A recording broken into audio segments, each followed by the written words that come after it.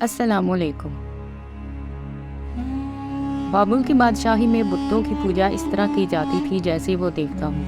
ابراہیم کے والد ایک مشہور مجسمہ ساز تھے اور وہ پتھر یا لکڑی سے مورتیاں بناتے ہیں۔ بچپن میں ابراہیم اپنے والد کو کام کرتے دیکھتے اکثر تیار شدہ بتوں کو کھیل کے سامان کے طور پر استعمال کرتے۔ ابراہیم علیہ السلام سمجھ نہیں پا رہے تھے کہ لوگ مندروں میں پتھر کے ان زیورات کی پوجا کیوں کرتے ہیں۔ اس کے والد نے وضاحت کی کہ مورتیاں دیوتاؤں کی نمائندگی کرتی ہیں اور لوگ انسان مانگتے ہوئے انہیں کھانا اور دیگر تحائف پیش کرتے ہیں۔ اس وضاحت نے ابراہیم علیہ السلام کو مطمئن نہیں کیا۔ اس کے دل میں اسے لگا کہ یہ غلط ہے۔ جیسے جیسے وہ بڑے ہوتے گئے، ابراہیم علیہ السلام کو اور زیادہ یقین ہو گیا کہ ان کے لوگ جن بتوں کی پرستش کرتے تھے وہ جھوٹے تھے۔ وہ اکثر سوال کرتے، لکڑی اور پتھر کے مجسمے دیوتا کیسے ہو سکتے ہیں؟ خاص طور پر اس بات پر غور کرے کہ مجسموں کو محض اشیاء ہونے کے ناطے فائدہ یا نقصان پہنچانے کا کوئی اختیار نہیں۔ ایک رات ابراہیم علیہ السلام نے آسمان کو دیکھنے اور فطرت کا مشاہدہ کرنے کے لیے ایک پہاڑ پر سفر کیا۔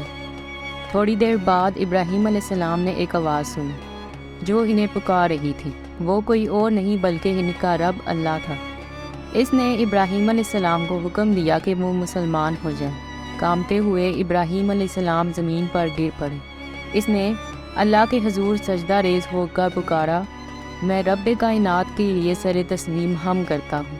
آخرکار وہ اپنے قدموں پر کھڑے ہوئے اور گھر واپسی کی راہ لی۔ ابراہیم علیہ السلام کی زندگی ہمیشہ کے لیے بدل گئی اور اس کا دل بہت سکون سے بھر گیا۔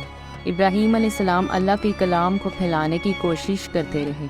ابراہیم علیہ السلام کے پاس ایک بالکل نیا مشن تھا، اپنے لوگوں کو حق کی طرف بلانا اور اللہ کو اپنے ایک حقیقی خدا کے طور پر قبول کرنے میں ان کی مدد کرنا۔ سب سے پہلے وہ اپنے والد کی طرف متوجہ ہوئے جس سے وہ بہت پیار کرتے تھے۔ آپ علیہ السلام نے کہا، ابا جان، تم اس کی عبادت کیوں کرتے ہو جو نہ سنتا ہے نہ دیکھتا ہے اور تمہارے کچھ کام نہیں آ سکتا؟ ابا جان، مجھے وہ علم ملا ہے جو آپ کے پاس نہیں ہے، تو آپ میری پیروی کریں، میں آپ کو سیدھا رستہ دکھاؤں گا۔ غصے میں ان کے والد نے ابراہیم علیہ السلام کی درخواست کو مسترد کر دیا اور اپنے بیٹے سے کہا کہ وہ ان کی نظروں سے دور ہو جائے۔ بے خوف حضرت ابراہیم علیہ السلام نے فیصلہ کیا کہ وہ اپنے شہر کے لوگوں کو اللہ کے پیغام کی طرف لانے کے لیے اپنی کوششوں کو آگے بڑھائیں، لیکن انہوں نے اس کی باتوں کو رد کر دیا اور انہیں تشدد کی دھمکیاں دی۔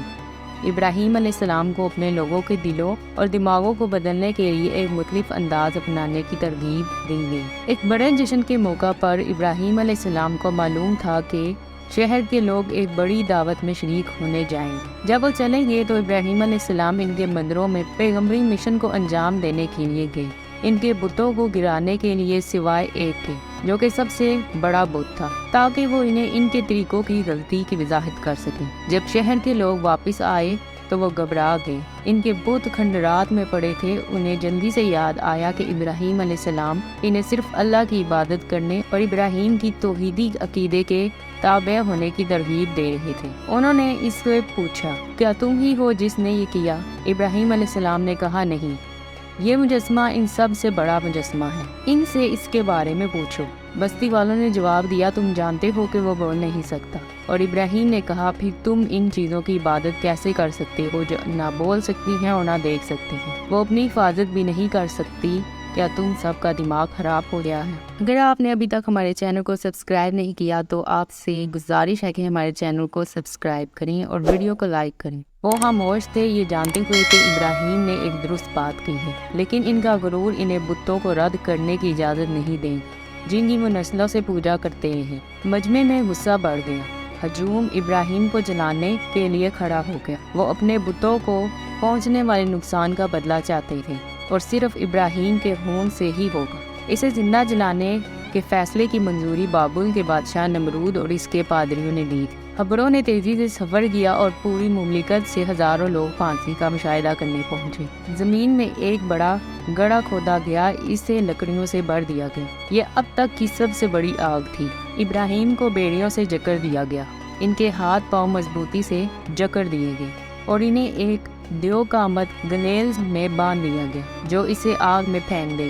اسی لمحے حضرت ابراہیم علیہ السلام کو فرشتہ جبریل نے دیکھا۔